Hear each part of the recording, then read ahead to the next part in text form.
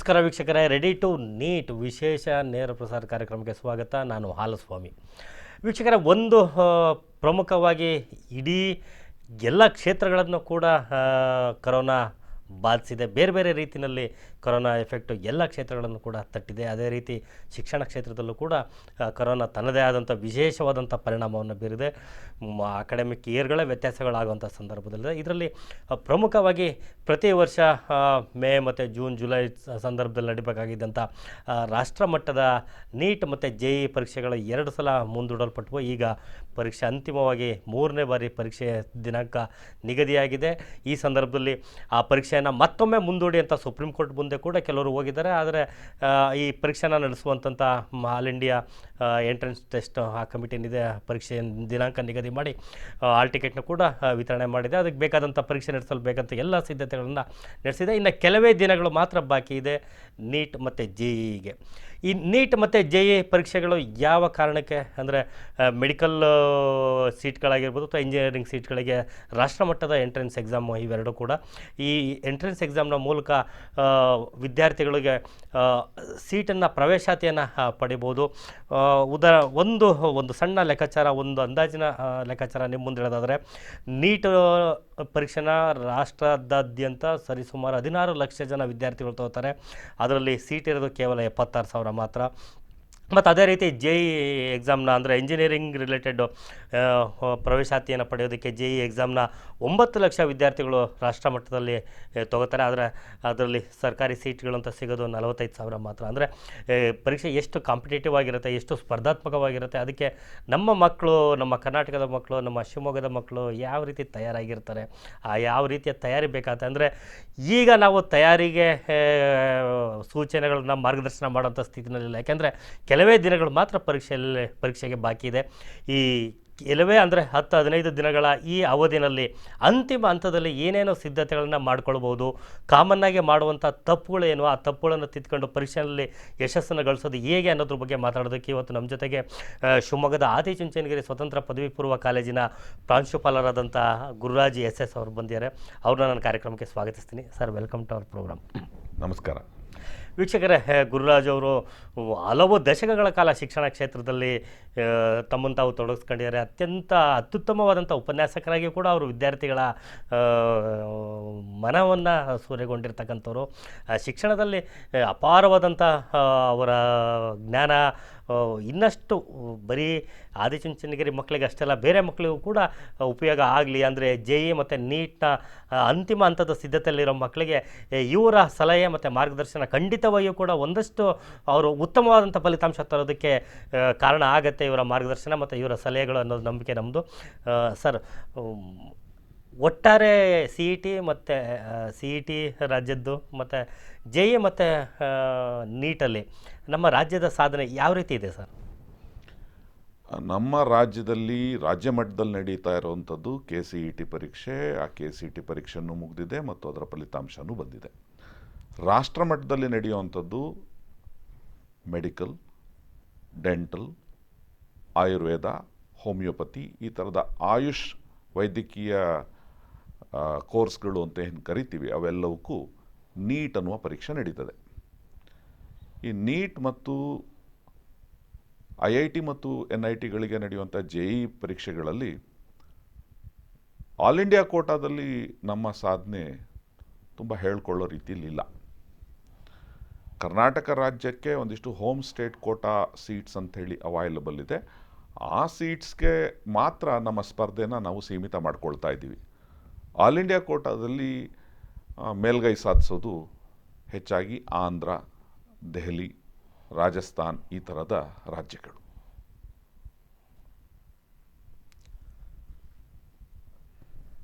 Sir, ಯಾಕೆ ನಮ್ಮ ಕರ್ನಾಟಕದ ಫಲಿತಾಂಶ ಒಂದಷ್ಟು ಅಂದರೆ ಸಿದ್ಧತೆಗಳು ಯಾವಾಗಿಂದ ಬೇಕಾಗತ್ತೆ? ಅಂದರೆ ಈಗ ನಾವು ಸಿದ್ಧತೆಗಳ ಆರಂಭದಿಂದ ಸಿದ್ಧತೆಗಳ ಬಗ್ಗೆ ಅಲ್ಲ, ನನಗೆ ಸೂಕ್ಷ್ಮವಾಗಿ ಹೇಳ್ಬೋದಾ ಅಂತ, ಅಂದರೆ ಸಂಕ್ಷಿಪ್ತವಾಗಿ ಯಾಕೆ ಕಳಪೆ ಫಲಿತಾಂಶ ಅಂದರೆ ನಮ್ಮ ಮಕ್ಕಳ ಸಾಧನೆ ಅಂದರೆ ನಮ್ಮ ಮಕ್ಕಳು ಬುದ್ಧಿವಂತರು ಅಲ್ಲ ಅಂತ ಅರ್ಥ ಅಲ್ಲ ಅದರ ಅರ್ಥ. ಆದರೆ ಅವರಿಗೆ ಸಿಗಬೇಕಾದಂಥ ಮಾರ್ಗದರ್ಶನ, ಸಿದ್ಧತೆಯ ಟೈಮು, ಆಮೇಲೆ ಆ ಟಿಪ್ಸ್ಗಳ ಕೊರತೆ ಆಗ್ತಿದೆ ಅಂತ ಯಾವ ಹಂತದಿಂದ JEE ಮತ್ತು ನೀಟಿಗೆ ನಮ್ಮ ವಿದ್ಯಾರ್ಥಿಗಳು ತಯಾರಾಗಬೇಕಾಗತ್ತೆ? ನೋಡಿ, ಈ JEE ನೀಟ್ ಈ ಥರದ ಪರೀಕ್ಷೆಗಳೇನಿವೆ ಇವು ಸ್ಪರ್ಧಾತ್ಮಕ ಪರೀಕ್ಷೆಗಳು ಅಂತ ಹೇಳಿ ಕರಿತೀವಿ, ಕಾಂಪಿಟೇಟಿವ್ ಎಕ್ಸಾಮ್ಸ್ ಅಂತೇಳಿ ಕರಿತೀವಿ. Not only JEE mains, JEE advanced, NEET ಇವಷ್ಟೇ ಅಲ್ಲ, ಇನ್ನು KVPY ಅಂತ ಹೇಳಿ ಒಂದು ಪರೀಕ್ಷೆ ಇದೆ, ಕಿಶೋರ್ ವೈಜ್ಞಾನಿಕ್ ಪ್ರೋತ್ಸಾಹನ ಯೋಜನಾ ಅಂತ ಹೇಳಿ ಒಂದು ಪರೀಕ್ಷೆ ನಡೀತದೆ. NTSC ಅಂತ ಹೇಳಿ ಒಂದು ಪರೀಕ್ಷೆ ನಡೀತದೆ, ನ್ಯಾಷನಲ್ ಟ್ಯಾಲೆಂಟ್ ಸರ್ಚ್ ಎಕ್ಸಾಮಿನೇಷನ್ ಅಂತ ಹೇಳಿ.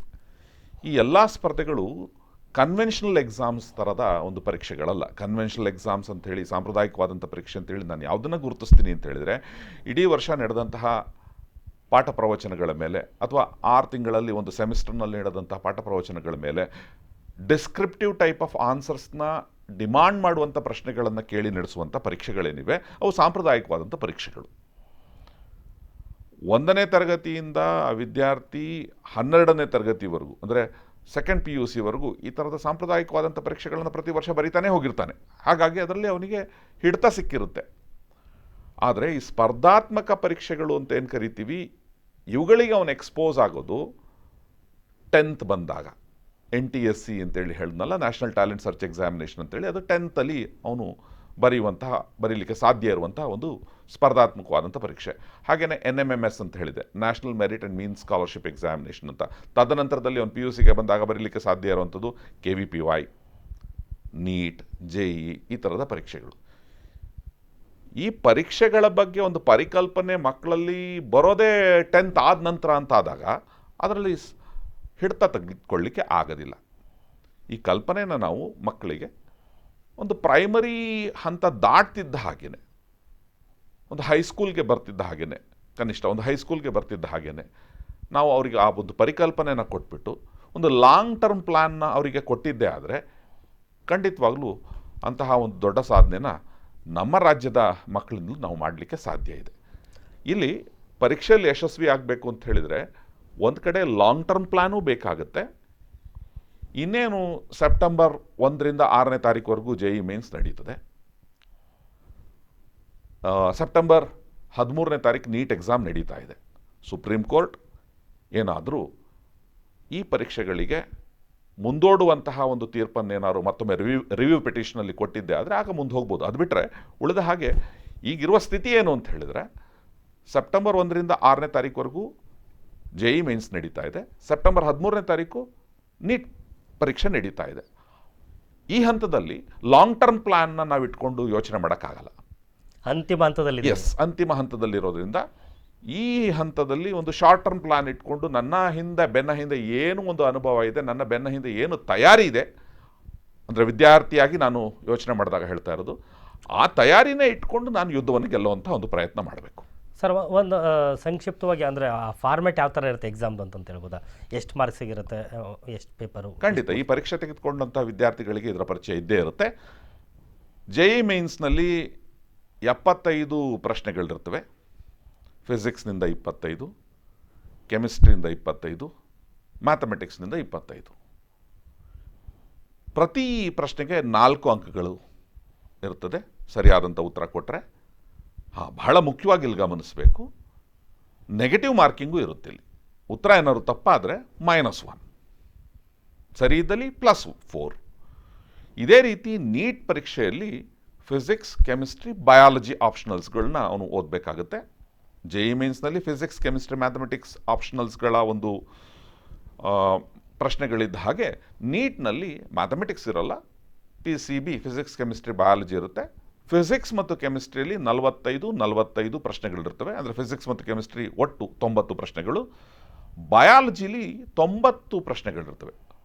ಹಾಗಾಗಿ ಒಟ್ಟು ನೀಟ್ ಪ್ರಶ್ನೆ ಪತ್ರಿಕೆಯಲ್ಲಿ 180 ಪ್ರಶ್ನೆಗಳಿಗೆ ಆತ ಉತ್ತರ ಬರೀಬೇಕಾಗತ್ತೆ 3 ತಾಸಿನಲ್ಲಿ. 180 ಪ್ರಶ್ನೆಗಳಿಗೆ, ಪ್ರತಿ ಪ್ರಶ್ನೆಗೆ ಇಲ್ಲೂ ಸಹ ಸರಿ ಉತ್ತರ ಕೊಟ್ಟರೆ 4 ಅಂಕಗಳು, ತಪ್ಪು ಉತ್ತರ ಕೊಟ್ಟರೆ -1. 180 ಪ್ರಶ್ನೆಗಳಿಗೆ ಒಟ್ಟು ಅಂಕ 720 ಇರುತ್ತೆ ನೀಟ್ನಲ್ಲಿ. JEE ಮೇನ್ಸ್ನಲ್ಲಾದರೆ 75 ಪ್ರಶ್ನೆಗಳಿಗೆ 4 ಅಂಕಗಳ ರೀತಿಯಲ್ಲಿ 300 ಅಂಕಗಳು ಗರಿಷ್ಠ ತೆಗಿಲಿಕ್ಕೆ ಸಾಧ್ಯತೆ ಇರುತ್ತೆ. ಸರ್, ವ್ಯಾಲ್ಯೂಯೇಷನ್ದು ಫಾರ್ಮೆಟ್ ಹೇಳಿದ್ರಿ. ಸಾಮಾನ್ಯವಾಗಿ ನಮ್ಮ ವಿದ್ಯಾರ್ಥಿಗಳು ಎಡವೋದಿಲ್ಲಿ, ಅಂದರೆ ಈ 90 ಮಾರ್ಕ್ಸ್ಗೆ ಅಂದರೆ ಎಷ್ಟು ಅವಧಿ ಎಷ್ಟಿರುತ್ತೆ ಸರ್? ಒಂದು 75 ಪ್ರಶ್ನೆಗಳ JEE ಮೇನ್ಸ್ 3 ತಾಸಿನಲ್ಲಿ ನಡೆಯುವಂಥ ಪರೀಕ್ಷೆ. ಹಾಗೆ 180 ಪ್ರಶ್ನೆಗಳಿರುವಂಥ ನೀಟ್ ಸಹ 3 ತಾಸಿನಲ್ಲೇ ನಡೆಯುವಂಥ ಪರೀಕ್ಷೆ. ಆದರೆ ಪ್ರಮುಖವಾದಂಥ ವ್ಯತ್ಯಾಸ ಏನಪ್ಪ ಅಂತ ಹೇಳಿದರೆ, JEE ಮೇನ್ಸ್ನಲ್ಲಿ ಅನಾಲಿಟಿಕಲ್ ಆಗಿರುವಂತಹ ಪ್ರಶ್ನೆಗಳಿರ್ತವೆ. ಅನಲೈಸ್ ಮಾಡಿ, ಕ್ಯಾಲ್ಕುಲೇಟ್ ಮಾಡಿ, ಲಾಜಿಕಲಿ ಯೋಚನೆ ಮಾಡಿ ಆನ್ಸರ್ ಮಾಡುವಂಥ ಪ್ರಶ್ನೆಗಳು ಹೆಚ್ಚಿರ್ತವೆ ಅಲ್ಲಿ. ಅದೇ ನೀಟ್ನಲ್ಲಿ ಆ ರೀತಿ ಪ್ರಶ್ನೆಗಳು ಇರೋಲ್ಲ ಅಂತಲ್ಲ, ಆದರೆ ಅತಿ ಹೆಚ್ಚು ಪ್ರಶ್ನೆಗಳು ಮೆಮೊರಿ ಬೇಸ್ಡ್, ಸ್ಟೇಟ್ಮೆಂಟ್ ಬೇಸ್ಡ್, ಈ ರೀತಿಯಾದಂಥ ಪ್ರಶ್ನೆಗಳಿರ್ತವೆ. ಈ ಎಲ್ಲ ಥರದ ಪ್ರಶ್ನೆಗಳಿಗೆ ವಿದ್ಯಾರ್ಥಿ ಯಾವ ರೀತಿಯಲ್ಲಿ ಸಿದ್ಧತೆಯನ್ನು ಮಾಡ್ಕೊಂಡಿರಬೇಕಾಗುತ್ತೆ ಅಂತ ಹೇಳಿದರೆ, ಕಾನ್ಸೆಪ್ಚುಯಲ್ ಕ್ಲಾರಿಟಿ ಆತನಿಗೆ ಬೇಕಾಗುತ್ತೆ. ಪ್ರತಿಯೊಂದು ಸಬ್ಜೆಕ್ಟ್ನ ಬೇರೆ ಬೇರೆ ವಿಷಯಗಳಲ್ಲಿ ಬೇರೆ ಬೇರೆ ಕಾನ್ಸೆಪ್ಟ್ಸ್ಗಳೇನಿರ್ತವೆ, ಆ ಕಾನ್ಸೆಪ್ಟ್ಸ್ಗಳ ಬಗ್ಗೆ ಅವನಿಗೆ ಒಂದು ಕ್ಲಾರಿಟಿ ಇರಬೇಕಾಗುತ್ತೆ. ತುಂಬ ಚೆನ್ನಾಗಿ ಅರ್ಥ ಮಾಡ್ಕೊಂಡಿರಬೇಕಾಗುತ್ತೆ. ಮಾಡಿದ್ರೆ ಆಗಲ್ಲ. ಅದನ್ನೇ ನಾನು ಹೇಳಿದ್ದು, ಡಿಸ್ಕ್ರಿಪ್ಟಿವ್ ಆನ್ಸರ್ಸ್ನ ಡಿಮಾಂಡ್ ಮಾಡುವಂಥ ಪ್ರಶ್ನೆಗಳಲ್ಲಿ ನಡೆದು ಹೋಗುತ್ತೆ. ಕೇಳಿದ್ದೇ ಪ್ರಶ್ನೆಯನ್ನು ಸ್ವಲ್ಪ ರೂಪಾಂತರ ಮಾಡಿ ಕೇಳ್ಬೋದು, ಅಥವಾ ಕೇಳಿದ್ದನ್ನೇ ಕೇಳ್ತಾ ಹೋಗ್ಬೋದು ಈ ಕನ್ವೆನ್ಷನಲ್ ಬೋರ್ಡ್ ಎಕ್ಸಾಮ್ಸ್ಗಳಲ್ಲಿ. ಆದರೆ ನೀಟ್ನಲ್ಲಿ, JEE ಮೇನ್ಸ್ನಲ್ಲಿ 1 ವರ್ಷ ಕೇಳಿದಂಥ ಪ್ರಶ್ನೆ ಇನ್ಯಾವುದೇ ವರ್ಷಗಳಲ್ಲೂ ಅದು ಬರೋಲ್ಲ. ವಿಷಯ ಅದೇ ಆಗಿರುತ್ತೆ, ಆದರೆ ಪ್ರಶ್ನೆಗಳನ್ನು ಹೊಸದಾಗಿ ಜನರೇಟ್ ಮಾಡ್ತಾ ಹೋಗಿರ್ತಾರೆ. ಇಲ್ಲಿ ಬಹಳ ಮುಖ್ಯವಾಗಿ ನಾವು ಗಮನಿಸಬೇಕು, ಕನ್ವೆನ್ಷನಲ್ ಬೋರ್ಡ್ ಎಕ್ಸಾಮ್ಸ್ನಲ್ಲಿ ಒಂದಿಷ್ಟು ಕಾನ್ಸೆಪ್ಟ್ಸ್ಗಳನ್ನ ಅರ್ಥ ಮಾಡ್ಕೊಂಡ್ಬಿಟ್ರೆ ಸಾಕು.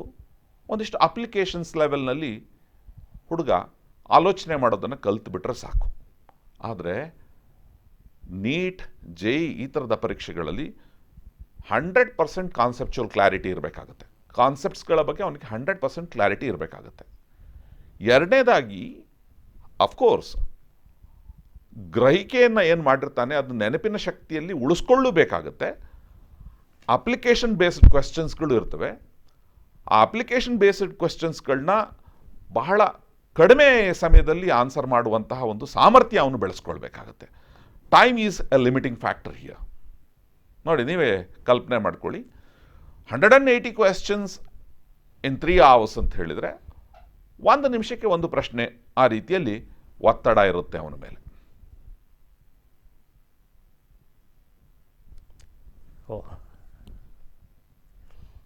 ಸರ್ ಅದೇ ಈ ಅಂತಿಮ ಹಂತದಲ್ಲಿದ್ದೀವಿ, ಅಂದರೆ ಇನ್ನು ಬೆರಳೆಣಿಕೆ ದಿನಗಳಷ್ಟು ಮಾತ್ರ ಬಾಕಿ ಉಳ್ಕೊಂಡಿದೆ. ಇಂಥ ಸಂದರ್ಭದಲ್ಲಿ ನೀವು ಏನೇನು ಟಿಪ್ಸ್ ಕೊಡೋಕ್ಕೆ ಇಷ್ಟಪಡ್ತೀರಿ ಸರ್? ನೀಟಿಗೆ ಸಪ್ರೇಟು ಮತ್ತು JEEಗೆ ಸಪ್ರೇಟ್ ಕೊಡ್ತೀರೋ, ಅಥವಾ ಸಿಲೆಬಸ್ ವೈಸು ನೀವು ಟಿಪ್ಸ್ಗಳನ್ನ ಕೊಡ್ತೀರೋ ನೀವು ಸ್ಟೂಡೆಂಟ್ಸ್? ನಾನು ಈ ಹಂತದೊಳಗಡೆ ನಾನು ಹೇಳಿದೆ, ಲಾಂಗ್ ಟರ್ಮ್ ಪ್ಲ್ಯಾನ್ನ ಅವ್ರ ಮುಂದೆ ಇಡ್ಲಿಕ್ಕೆ ಆಗಲ್ಲ ಅಂತ ಹೇಳಿ. ಸೆಪ್ಟೆಂಬರ್ 1ರಿಂದ 6ನೇ ತಾರೀಕುವರೆಗೂ ಈಗ ಸುಪ್ರೀಂ ಕೋರ್ಟ್ನ ತೀರ್ಪು ಈಗಾಗಲೇ ಬಂದಿರೋ ರೀತಿಯಲ್ಲಿ ನಡೆಯೋದೇ ಆದರೆ ಪರೀಕ್ಷೆ, ಅವನಿಗೆ 3 ದಿನ, ವಿದ್ಯಾರ್ಥಿಗೆ 3 ದಿನ ಮಾತ್ರ ಸಮಯ ಉಳಿದಿದೆ. ಇವತ್ತಾಲೆ ತಾರೀಕು 28, 29, 30, 31 3 ದಿವಸ ಉಳಿದಿದೆ. 1ನೇ ತಾರೀಕಿಂದ ಪರೀಕ್ಷೆ. ಬಟ್ ಗಮನಿಸಿ, JEE ಮೇನ್ಸ್ ಏನು ನಡೀತದೆ, ಇದು 1ನೇ ತಾರೀಕಿನಿಂದ 6ನೇ ತಾರೀಕುವರೆಗೂ ನಡೆಯುತ್ತೆ ಅಂತ ಹೇಳಿದರೆ ಎಲ್ಲ ಅಭ್ಯರ್ಥಿಗಳಿಗೂ ಒಂದೇ ದಿನ ನಡೆಯಲ್ಲ ಇದು. ಯಾಕೆ ಅಂದರೆ ಇದು ಆನ್ಲೈನ್ ಎಕ್ಸಾಮ್. ಬ್ಯಾಚಸ್ಗಳನ್ನ ಮಾಡಿಬಿಟ್ಟು ಸುಮಾರು 600ಕ್ಕೂ ಹೆಚ್ಚು ಸೆಂಟರ್ಸ್ಗಳಿವೆ, ಅಲ್ಲಿ ವಿದ್ಯಾರ್ಥಿಗಳಿಗೆ ಹೋಗಿ ಪರೀಕ್ಷೆನ ಬರೀ ಅಂತ ಹೇಳ್ತಾರೆ. ಈ ಪರೀಕ್ಷೆನ ನಡೆಸೋದು NTA ಅನ್ನುವಂಥ ಒಂದು ಏಜೆನ್ಸಿ, ನ್ಯಾಷನಲ್ ಟೆಸ್ಟಿಂಗ್ ಏಜೆನ್ಸಿ ಅಂತ ಹೇಳಿ ಒಂದು ಸಂಸ್ಥೆ ಇದೆ. ಆ ಸಂಸ್ಥೆ ಈ ಪರೀಕ್ಷೆನ ನಡೆಸುತ್ತೆ. NTA ದೇಶದಾದ್ಯಂತ ಸಬ್ಜೆಕ್ಟ್ಸ್ಗಳ ರಿಸೋರ್ಸ್ ಪರ್ಸನ್ಸ್ಗಳನ್ನ ಕರೆಸ್ಕೊಂಡು ಸಿಲೆಬಸ್ನ ಕೊಟ್ಬಿಟ್ಟು NCERT ಸಿಲೆಬಸ್ನ ಇಟ್ಕೊಂಡು, NCERT ಪುಸ್ತಕಗಳನ್ನ ಇಟ್ಕೊಂಡು ಪ್ರತಿ ಯೂನಿಟ್ನಲ್ಲಿ, ಪ್ರತಿ ಚಾಪ್ಟರ್ನಲ್ಲಿ, ಪ್ರತಿ ಟಾಪಿಕ್ನಲ್ಲಿ ಸಹಸ್ರಾರು ಸಂಖ್ಯೆಯಲ್ಲಿ ಕ್ವೆಶ್ಚನ್ಸ್ಗಳನ್ನ ಜನರೇಟ್ ಮಾಡಲಿಕ್ಕೆ ಕೇಳ್ಕೊಂಡಿರುತ್ತೆ. ಹಾಗೆ ಅವರು ಸೃಷ್ಟಿ ಮಾಡಿದಂತಹ ಸಾವಿರಗಟ್ಟಲೆ ಪ್ರಶ್ನೆಗಳೇನಿವೆ ಅವುಗಳನ್ನ ಡೇಟಾಬೇಸ್ನಲ್ಲಿ ಇಟ್ಟಿರುತ್ತೆ. ಆ ಡೇಟಾಬೇಸ್ನಿಂದ ಬೇರೆ ಬೇರೆ ಡಿಫಿಕಲ್ಟಿ ಲೆವೆಲ್ನ ಕ್ವೆಶ್ಚನ್ಸ್ಗಳನ್ನ ಒಂದು ಬ್ಲೂ ಪ್ರಿಂಟ್ಗೆ ಅನುಗುಣವಾಗಿ, ವೆಯ್ಟೇಜ್ಗೆ ಅನುಗುಣವಾಗಿ ಕ್ವೆಶ್ಚನ್ ಪೇಪರ್ನ ರೂಪದಲ್ಲಿ ಹೊರತೆಗೀಲಿಕ್ಕೆ ಸಾಫ್ಟ್ವೇರ್ ಒಂದನ್ನು ಬಳಸ್ಕೊಳ್ತಾರೆ ಅವರು. ಸೊ ಆ ಸಾಫ್ಟ್ವೇರ್ ನೂರಾರು ಪ್ರಶ್ನೆ ಪತ್ರಿಕೆಗಳನ್ನ ಜನರೇಟ್ ಮಾಡುವಂಥ ಸಾಮರ್ಥ್ಯನ ಹೊಂದಿರುತ್ತೆ. ಪ್ರತಿ ಬ್ಯಾಚ್ಗೆ ಬೇರೆ ಬೇರೆ ಬೇರೆ ಬೇರೆ ರೀತಿಯಾದಂತಹ ಪ್ರಶ್ನೆ ಪತ್ರಿಕೆಗಳನ್ನ ಜನರೇಟ್ ಮಾಡಿ ಕೊಡ್ತಾ ಹೋಗುತ್ತೆ ಆ ಸಾಫ್ಟ್ವೇರ್. ಹಾಗಾಗಿ 1ನೇ ತಾರೀಕಿನಿಂದ 6ನೇ ತಾರೀಕುವರೆಗೂ ಬೇರೆ ಬೇರೆ ಬ್ಯಾಚಸ್ಗಳಲ್ಲಿ ಪರೀಕ್ಷೆಗಳನ್ನ ಬರೆಯುವಂಥ ವಿದ್ಯಾರ್ಥಿಗಳಿಗೆ ಬೇರೆ ಬೇರೆ ಪ್ರಶ್ನೆ ಪತ್ರಿಕೆಗಳು ಬರ್ತವೆ. But almost difficulty level balance ಮಾಡ್ತಾ ಹೋಗಿರುತ್ತೆ ಎಲ್ಲ ಬ್ಯಾಚ್ಗಳ ಪ್ರಶ್ನೆ ಪತ್ರಿಕೆಗಳಲ್ಲಿ ಈ ಒಂದು ಸಾಫ್ಟ್ವೇರ್. ವೆಲ್, 3 ದಿವಸ ಉಳಿದಿರೋದು ಅಂತ ಹೇಳ್ತಾ ಇದ್ದೀನಿ. ಹಾಗಾಗಿ ಇಲ್ಲಿ ನಾವೇನು ಮಾಡ್ಬೋದು ಈಗ? ಮೊದಲನೇದಾಗಿ ಅತಿಯಾಗಿ ಯೋಚನೆ ಮಾಡೋದು, ಅತಿಯಾಗಿ ಒತ್ತಡಕ್ಕೆ ಒಳಗಾಗೋದು, ನಿದ್ದೆಗೆಡೋದು, ಇವುಗಳನ್ನು ತಪ್ಪಿಸ್ಬೇಕು ಈ JEE ಮೇನ್ಸ್ ಪರೀಕ್ಷೆಗೆ ಹೊರಡ್ತಾ ಇರುವಂಥ ವಿದ್ಯಾರ್ಥಿ. 2ನೇದು, NTA ಏನು ಡಾಟಾಬೇಸ್ನ ಸಿದ್ಧಪಡಿಸ್ಕೊಂಡಿದೆ, ಅದರಿಂದ ಈ ಪರೀಕ್ಷೆಗಳಿಗೆ ಮಾತ್ರ ಪ್ರಶ್ನೆ ಪತ್ರಿಕೆಗಳನ್ನು ಜನರೇಟ್ ಮಾಡಿ ಪರೀಕ್ಷೆಗಳಿಗೆ ಬಳಕೆ ಮಾಡ್ತಾ ಇಲ್ಲ. ಅದು NTA ವಿದ್ಯಾರ್ಥಿಗಳಿಗೆ ಪ್ರಾಕ್ಟೀಸ್ ಮಾಡಿ ಅನುಕೂಲ ಆಗಲಿ ಅಂಥೇಳಿ ಒಂದಿಷ್ಟು ಪ್ರಾಕ್ಟೀಸ್ ಪೇಪರ್ಸ್ಗಳನ್ನು ಅದು ಜನರೇಟ್ ಮಾಡಿ ಪೋರ್ಟಲ್ನಲ್ಲಿ ಬಿಟ್ಟಿದೆ. ಪರೀಕ್ಷೆಗಳನ್ನ ತೆಗೆದುಕೊಳ್ಬೋದು ಆನ್ಲೈನಲ್ಲಿ ಅವರು.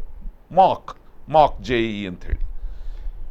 NTA ಮಾಕ್ JEE ಪರೀಕ್ಷೆಗಳನ್ನ ಏನು ವಿದ್ಯಾರ್ಥಿಗಳು ಬಳಸ್ಕೊಳ್ಳಿ ಅಂಥೇಳಿ ಪ್ರಶ್ನೆ ಪತ್ರಿಕೆಗಳನ್ನು ತನ್ನ ಪೋರ್ಟಲ್ನಲ್ಲಿ ಬಿಟ್ಟಿದೆ, ಅವುಗಳನ್ನೊಂದಿಷ್ಟು ಈಗ ಪ್ರಾಕ್ಟೀಸ್ ಮಾಡ್ಬೋದು.